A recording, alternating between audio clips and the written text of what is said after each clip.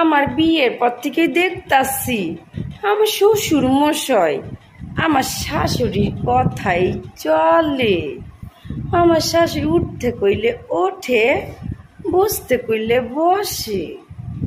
আর আমার শাশুড়ি মা গ্রামের কাকি ঘরের কাছে যাইয়ে কয়, আমার ছেলে আমার কথা শোনে না, ওর কথাই ওঠে আর বসে, ওর কথা মতন চলে।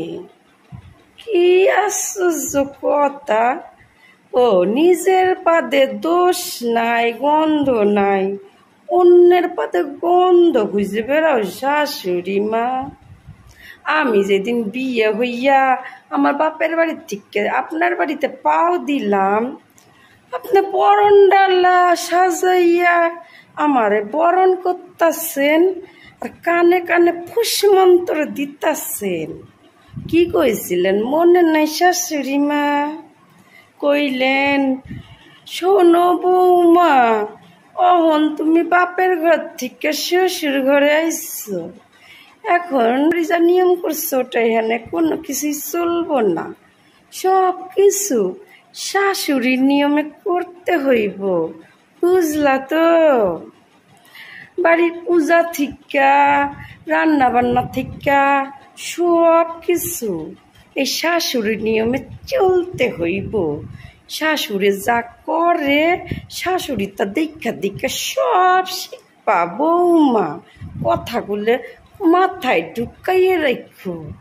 আমি তো আপনার কথা মতো সব করতেছি, আপনি যা যা শিখাইতেছেন আমি শিখতাছি। ও অন্য কাজ কামের বেলায় সেই সব কোনো অসুবিধা নাই, কিন্তু শ্বশুর সেটাতেও কোনো দোষ নাই। আর আমার কথা মতন যখন আপনার ছেলে চলে সেটাই সব দোষ। শাশুড়ি মা, ও শাশুড়ি মা, এখন সব দোষ হইয়া যাইতাছে না বেটার বোর। বেটা আমার বেটার বোর কথা মতন চলে, পড়াই পড়াই খোলকত্তাল নিয়ে কীর্তন গাইতেছ বেটার বোর নামে। আরে বাবা, তুমি তো সবই বলিস যে তুমি যা যা করবা দেখা দেখা আমিও শিখবো, তাহলে এইটা কি নিয়মের বাইরে যাইতেছে? শাশুড়ি মা, ও শাশুড়ি মা, যত সব।